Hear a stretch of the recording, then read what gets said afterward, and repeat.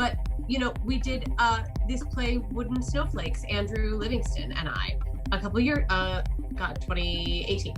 And, when it's the two of you, you're sort of in the best situation, particularly when it's just the two of you out there the whole time. Like it is ideally what I think like the best trapeze kind of act is, that each one of you gets to do these thrilling big things and the other one is right there to catch them and then turn it into the next thing. And I think that, when someone takes a risk, when someone goes to a place that you're like, whoa, like opened up this thing that just cracked their chest open in front of you. Like for me as an actor, when that happens, it's thrilling in the way that it's thrilling for an audience. I guess you learn to compartmentalize as much as you can of what is it that I need to be working on now. That's not always easy because my brain, I don't know about anybody else's, but my brain's kind of always working on what I'm working on. It's kind of always churning around in there. I think it's part of it's a skill you have to learn how to put things into where I need to be focused now. And it's not always easy. It depends on the show and the role. Yeah, and particularly when you're directing, I feel like, and I haven't always been successful with this, but when I have been, I prepare early for the directing so that I'm not going in trying to figure things out every day. I know, the story we're going to, I've got it all, like the main story that we need to tell and how we need to get there, so that every day I can go in and just work off of the people in the room, as opposed to, I don't know. Sometimes I haven't been as good at that, and it becomes exhausting because I'm not sure what the next thing is or whatever. So once I for directing, I feel like, it's true with acting too. The more prepared you can be, the more freedom you have in the room, and the less you can stress about it. Mm-hmm. I don't know. Because you're always with the loophole. Well, you're also always looking for, like you said, what are the other people in the room going to bring in that are going to change your mind? And I, as a director, I often say, I don't know. Yeah. I don't know. And so let's see, let's try this, let's try that. Let's see what it does. And you discover a play. I don't know how, I don't know, maybe it's just me, but I don't think you can so completely prepare that you're not willing to, or open to the change that's going to happen in the room. And I don't think it's possible to learn what a play is until you're in the middle of it working on it. That happens for every play, for sure. Yeah, every play. You're in it and then you go, oh, what's that? Oh, and then your partner brings something to you in the scene and you go, oh, well, that's new. I never thought of that. Oh, but that's part of the fun, is the discovery. I agree. And I guess I don't mean like I've got it all planned out and I just have to get the actors to do the X, Y, and Z. For me, it's more about like that I know kind of what the mission of the thing is. And then what I expect is that every actor is the expert on their role and what they want. And then that makes it possible to kind of tell the story in the way, because when I'm acting, I'm only thinking about what the character, what I need, what the character needs to get, and I leave it up to you or whoever the director is to make sure it's serving the story. Mm-hmm. Although I think the longer you do it, you just start making choices that kind of do that. But anyway. I'm so glad you guys said that, because I could go on and make this more confusing. No. But I'm gonna stop. Earlier, Tricia, you said sometimes you have an abbreviated amount of time to rehearse, right? Mm-hmm. And what went through my mind was, yes, but that doesn't mean the process is thrown out. What happens more time, in my observation, what happens is that the process is at a faster pace. But the process happens. You're just working fast. And the product doesn't suffer. You're just, Okay, you've got this longevity. You've got this shorthand with each other. You've got these relationships with each other. You've got the house that you bought to go back to after rehearsal. All these things kind of work together to allow you to speed up the process and deepen the process. Am I on the right track? Mm-hmm. I think so, if I'm clear on what you're saying. I definitely would say deepen the process, for sure. I think, I mean, I can only speak for myself, but I think as far as like feeling like a process is truncated or shorter, I don't know that, I feel like, sorry, there was some flying in front of me. I feel like in some ways, at least with, and this is a general phrase, but I think a lot of times it feels like we're goldfish, like we'll grow to the size of the tank you give us.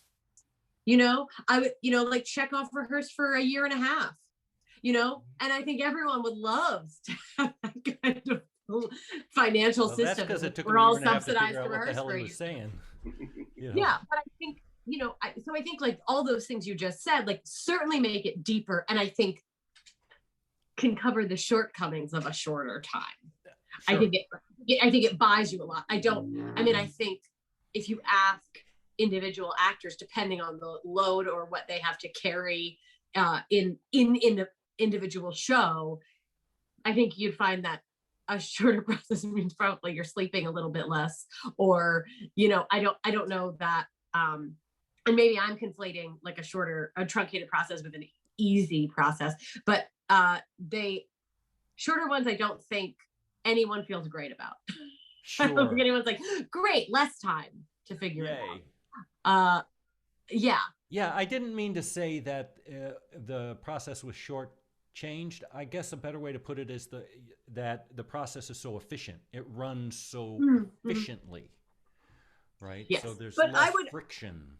Right. I guess I would say it depends on how you define process, because everybody has a different process of how they get where they're going, but also, and some people need more time. And I think each show has its own process of how, like, even I directed Maytag Virgin with Nick and Wendy. I also directed Wooden Snowflakes with Nick and Wendy. And I would say those were different processes each time because they were different plays. And it was, even though they were the same threesome, we still had to do different things, and we had to look at the play in a different way. It was so, yeah, I think everything, there are certain things that are the same and other things that are very, very different depending on what you're working on. Maybe. It definitely goes back, like being a company, and so that there's not time wasted or toes being dipped in. But that's one, no matter how long the process is, one of the things that I certainly learned over time, particularly when I came back from New York, is that not to dip my toes into a choice. Like try something if I'm thinking, like if I make a choice about something, if I try that choice at a 5 or a 6, just so that I'm not scared, or to see if it will work, you learn nothing from that, and you've just wasted your time and everybody else's, but they don't know that. If you're not going to go in at a 10, anything less than a 10 you don't learn from. The only thing about the time in a process is that sometimes it's gotten to the point where you might only have one shot, particularly in the larger musicals and the way we've had to rehearse them. You may only get to rehearse this scene one time. So you better not dip your toes in and see if the water's okay. You got to go right in. And so that's what I think, again, the advantage of a company is, the advantage of like creating an environment where you're encouraged to risk and fail. I think all those things add up to processes where we're able to get deep work done in shorter times than we think. Man, I love that. And there's so many lessons in that. So would you say that failure isn't trying something that doesn't work, but failure is more like trying something half-heartedly. I agree with that. I mean, I think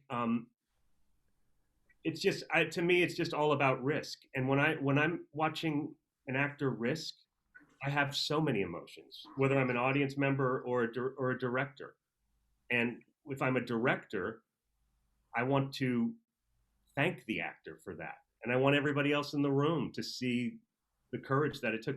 Listen, that's why these player projects that Katie started many years ago, where very quickly it's members of the intern company at the beginning of the year. Katie would talk to them and say, "What's the one thing that you're most afraid of?" And they would tell her, and then she'd make them do it in front of the company at the end of the year. She'd get them a mentor. They would work for a while on whatever it is, whether it was dancing or singing or anything, writing a play, it could be anything.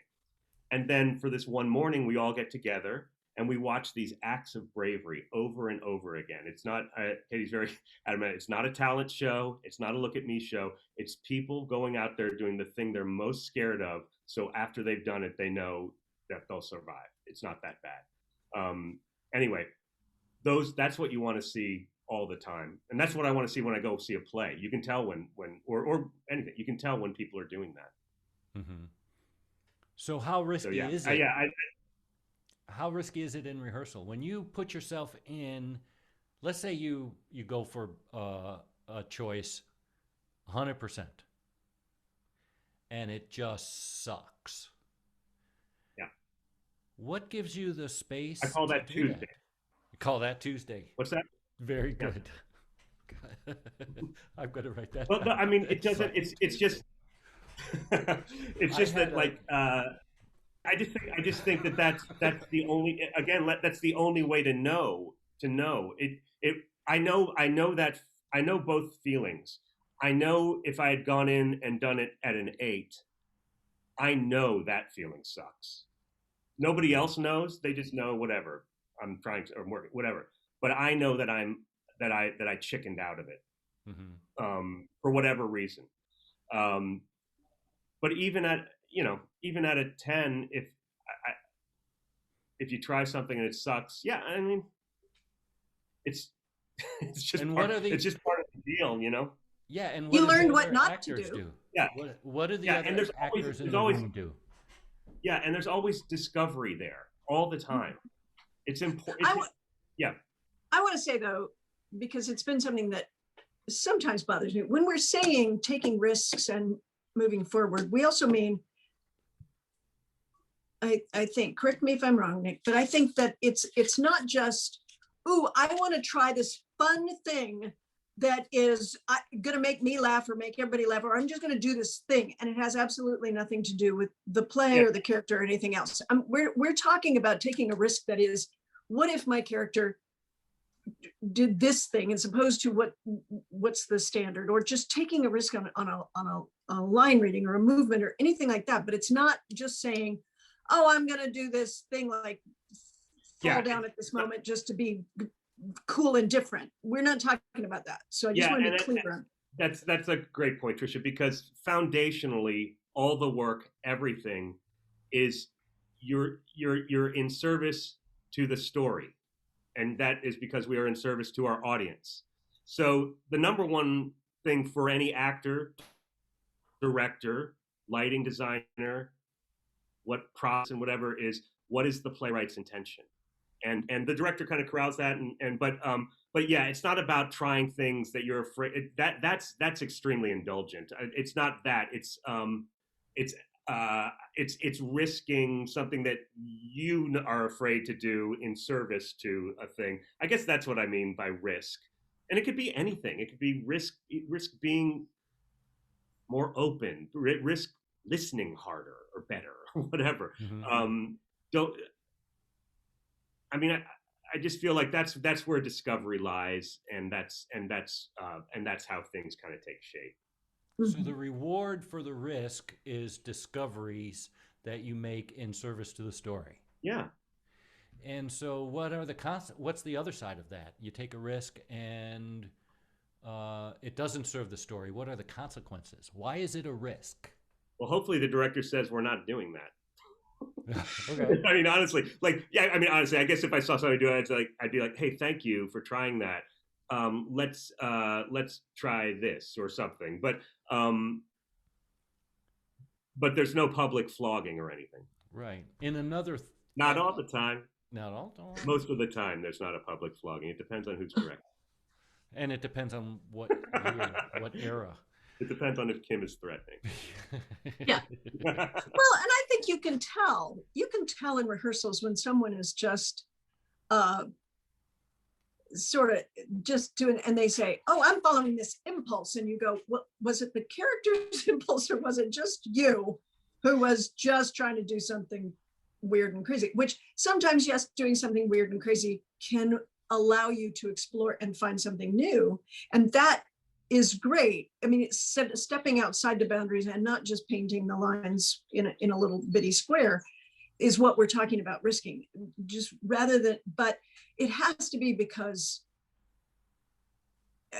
there's a difference. It's very hard to explain, and I think you can see it when you know when it happens, and you know when the actor is just being indulgent on their own thing because they're just, and you know it, and I think the actor knows it too. Yeah. Mhm. And so I just wanted to be clear on that because I don't want everybody suddenly thinking, oh, let's walk into rehearsals and, bring a clown nose and funny big giant shoes just to be different when they're doing Eugene O'Neill. It's, probably won't. Been there. But who knows? It might open something up. I don't know. I mean, I've certainly done some crazy things in rehearsals to try and open an actor up. Yeah, sometimes I will, as a sound designer, sometimes I will put something in that I know is completely wrong. It's not going to work. Just to see what the actor does with it. Because if I'm stuck, I need the experimentation to see what the actor does to kind of, because once I know why it's wrong, that's a path to lead me to what is right. Mm-hmm. And but let me ask you a question, Kim specifically, because you're 3 years I'm perked up. in. I'm at the ready. Yeah, there you go. Yeah. You're in a rehearsal room, and Nick is another actor in the play, not the director type, but actor type. He goes 100% in, okay? Level 10. How do you, when you see that, how do you feel? What's your response? I don't know that, I can't think of a time when that happened, but I'm sure it's happened 100 times. What's your response? Yeah, to I that? mean, I think the ideal thing is like, I think like Tricia's distinction is very important between the two things. I think if you're, I've been lucky enough to do a couple of like two-hander shows in my career, and I think like a specific example that I can say right now, and What's I didn't a two-hander show? So I'm sorry. Oh, a two-person show, and so like I'm sorry to like take Nick out of this hypothetical situation because I'm sure Nick would go 100% with me, and I know that about him and appreciate it deeply. But we did this play, Wooden Snowflakes, Andrew Livingston and I, a couple years, 2018.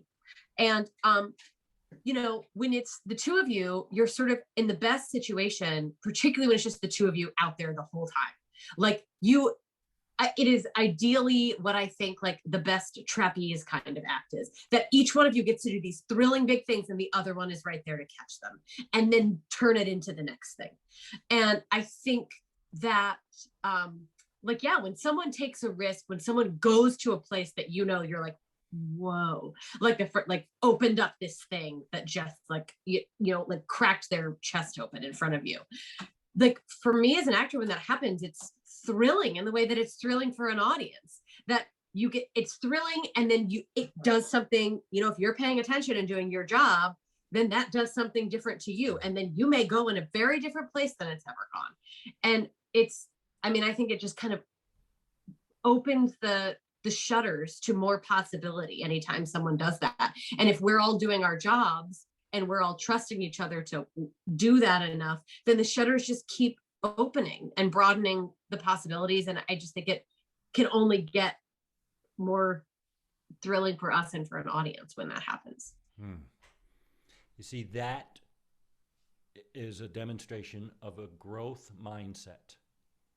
And that mindset seems to be shared in the whole rehearsal room, whether you're acting on stage, in the rehearsal room, whether you're rehearsing with another actor or you're, in the offstage area watching. And that's the point, and that you guys have beautifully illustrated. Well, and you were asking, I think before, like you were asking the question, like, what's the flip side of like the positive that you get from taking that risk or whatever? I mean, and I guess this is the great thing about being in a company and being a family is like, it's like, it's scary to do that because, oh, what are they going to think? It's going to be so embarrassing if it really, like, if it's awful, if it's like the wrong choice, it's going to be, but like, the great thing about this group of people is I guarantee you they've all seen me do something more embarrassing than whatever I'm about to do, like somewhere else. So it is, I mean, that it does open up, like, it's like, oh, they're going to laugh at me. They laugh at me literally every day. Like it doesn't, I'm always, and so it does take like that, there's not a failure button that's going to get hit if you do it. Like I don't know what the flip side is of like, oh, I took a risk and it didn't work. Like, I don't think there's a negative flip side unless, you took a risk, like in a combat moment on stage and hurt someone, which you should never do. But like, that's the only thing I could, you know what I mean?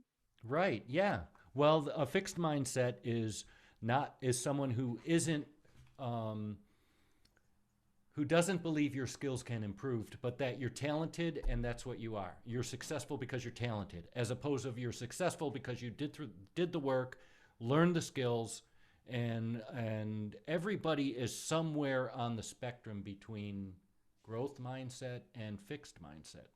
But a fixed mindset is very afraid of taking the risk. So in a growth mindset, what you said was, there really isn't a whole lot of risk. You'll laugh, I'll laugh at myself, and we'll learn something from it. You're an actor, not a director. Is the show set in stone on opening night? I mean, by show, I mean acting. Not in stone, but I do think that hopefully you've set boundaries and you know what what your playground limits are, so that I think that it's important to set up where your boundaries are, so that you continue to tell the story that's supposed to be told, and you continue to do that, and it doesn't get self-gratifying. But hopefully there's always room to experiment and try and talk and listen and see where it's going to take you each night, and that it's brand new. It feels brand new every night, and that may take you someplace else, but hopefully it's not going to morph it into something that nobody intended it to be. I think that's really important. I think maybe perhaps the process, through the rehearsal process, parameters are set as we're going, not in a way where you say that's your parameter or that's this. It's just kind of what we agree on as a group of collaborators, how we're going to tell this story. This idea that theater is different every night is true because we're human beings and it hasn't been recorded. There are some who think it's supposed to be different every time. I mean, we worked with a couple of people like this, and so they go out on stage and just start doing stuff that hasn't been rehearsed and that doesn't have to do with anything, except I'm just doing it differently so that it's different. You mean like blocking or business? Well, it could be that, but that to me is less a problem than just like just saying your line's weird because it's different, or taking a 5-second pause because I haven't done it before. That's not how to make the show different. The job, your responsibility is the same. It's to the audience. I know people think like, well, it's just that, you know, I had a bad day today, so the performance is just going to be what it is. That's not the job. For me, hopefully over the course of a rehearsal process, what has become rehearsed, I guess my friend John Hart says, what is rehearsed is the internal life of the play. And so, so by the time I get on stage, I'm not thinking about rehearsal or anything else. All I'm doing is, over the course of the process, I have learned what I am trying to get in every moment as an actor. And once that has been rehearsed, all I do every night is go out on stage and do my best to listen and get what I want. It's that simple and that impossible every night. So that's different. I mean, yes, there's things that go different all the time. And it's one of the great things about theater. You can see a show at 2 p.m. and do the same show at 8 p.m. and people can go to both shows and it's two different shows. They're hearing the same story, but different things will happen in terms of just because it's live, you know. But anyway, I feel like that's important, is that the job is always the same. You're still serving the play and the audience. And if you do that honestly, then you don't really have to worry too much about the other stuff, you know. Yeah, it's being truthful in those circumstances. And I think that one of the things I tell students a lot of times is it can be the same, but if your intention walking in is to, it's that for plays, your character does not know how it's going to end. You, the actor, knows how it's going to end, but your character does not. And if your character walks in there and is truthfully trying to change how the ending of the play is going to be, then if you're truly listening to your partner, you may hear something different, and that may spark you to do something different that night. But it also may be that you do it, that the line readings or whatever come out exactly the same. But if your intention underneath is going, I'm going to make this different, it's going to be, this story is going to be different. Not, I'm going to say this line different tonight, and it has absolutely nothing to do with who you're working off of and what the story is you're trying to tell. So it's a difference of being in a partnership with the people on stage and the playwright and all those things, or being out there by yourself, whirling around, doing your own thing, which is not acceptable. Do you guys seek to be relevant? No. Like what, personally? No, in your work. In like Friendly's Fire. I don't know, Tony. I don't think I've ever thought about that.